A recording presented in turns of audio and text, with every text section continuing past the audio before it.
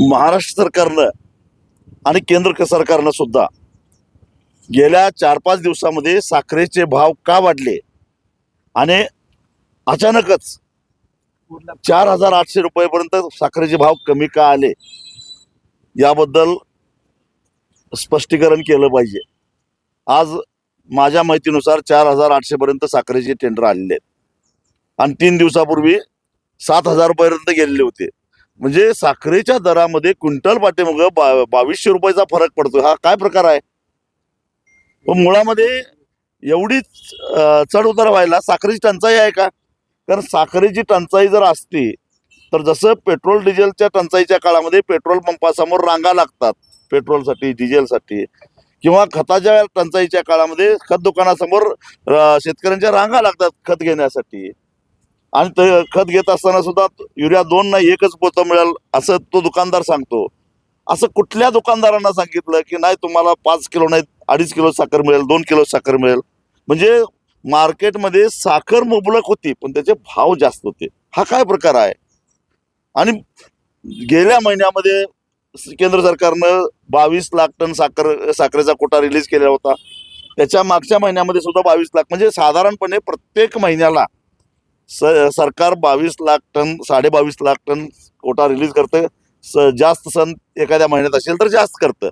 परंतु आज अखेर केंद्र सरकारनं जवळपास 247 लाख टन साखर रिलीज झालेली आहे. कुठेही काही अडचण आलेली नाही व साखर मिळत नाही अशी कुठे तक्रारही नव्हती.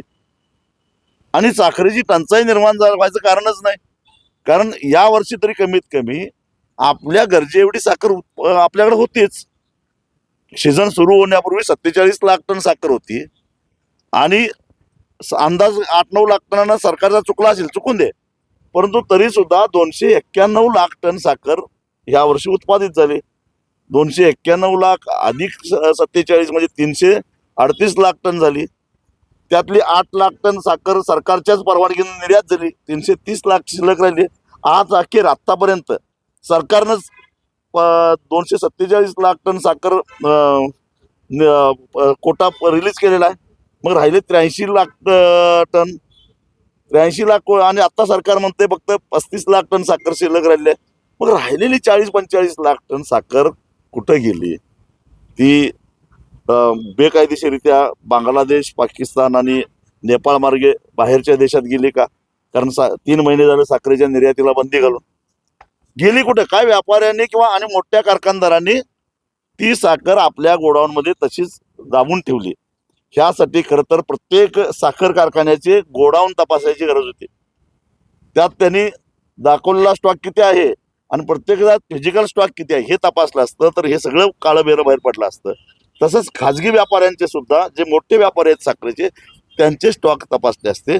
कारण माझं तर असं स्पष्ट मत आहे की कृत्रिम रीतीनं दरवाढ करून जी चोरून ठेवलेली दाबून ठेवलेली साखर आहे ती जनतेमध्ये घबराट निर्माण करून आधी भाव वाढवायचे आणि ती साखर विकून आम्हा पैसा कमवायचा, 20-22 हजार कोटी रुपये यातनं कमवायचे.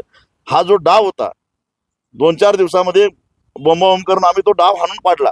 पण आता आमची मागणी अशी आहे की हे भाव वाढले का अचानक आणि कमी का झाले या प्रश्नाचं उत्तर आम्हाला मिळालं पाहिजे. गुळावर परिणाम झालेला आहे. सुरुवातीला वाढवायचं नाही, आता 5 रुपयाने 10 रुपयाने कमी करायचं.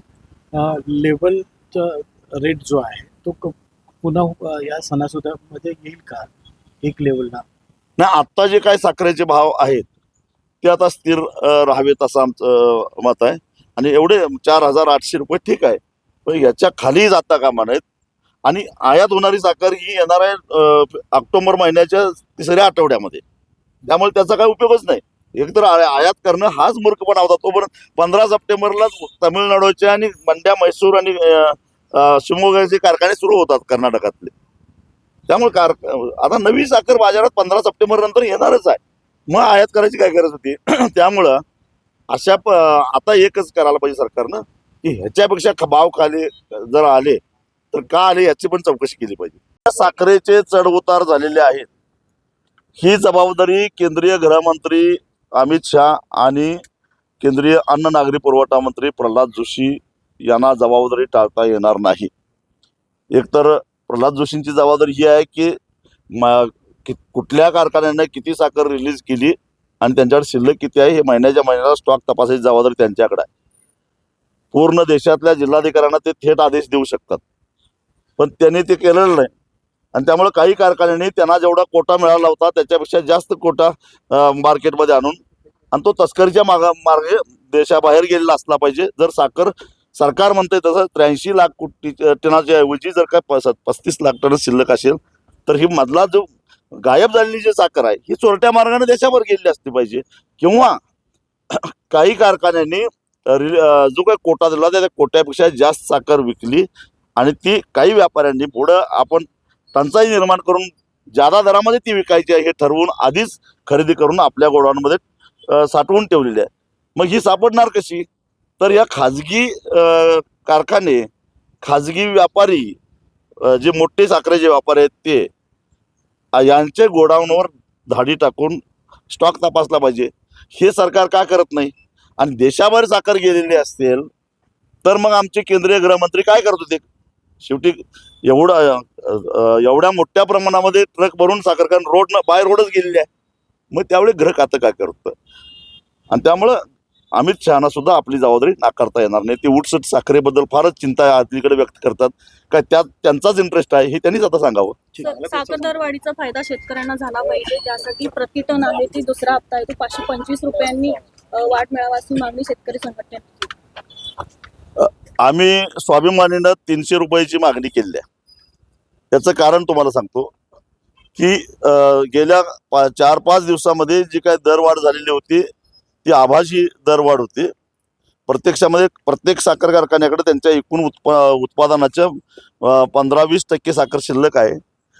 आणि त्यामुळं ती साखर समजा एक 5,000 रुपये टनानं क्विंटलनं विकली तरी सुद्धा जो काही फरकाची रक्कम येते त्याच्यामध्ये 300 रुपये तरी देण्यात आला पाहिजे अशी आमची मागणी आहे.